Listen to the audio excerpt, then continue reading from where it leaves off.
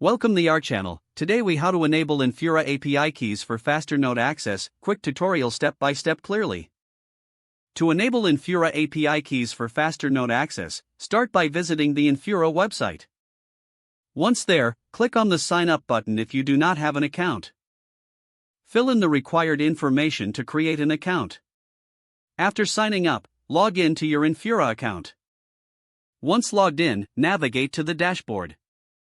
Look for the Create New Project button. Click on it to open a new project creation window. Name your project something descriptive to easily recognize it later. Select your preferred network from the list provided. This could be Ethereum, IPFS, or any other supported networks. After selecting the network, click on Create. Once your project is created, you will see your project details. Locate the section labeled Keys. Here, you will find your Infura API key. Copy the API key to your clipboard for later use.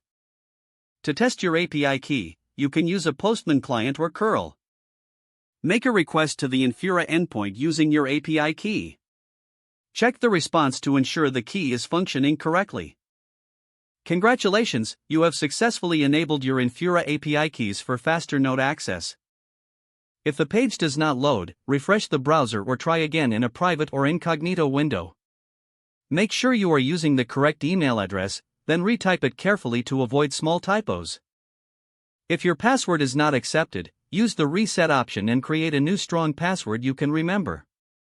Check your spam folder for verification or security emails, then complete any requested confirmation steps.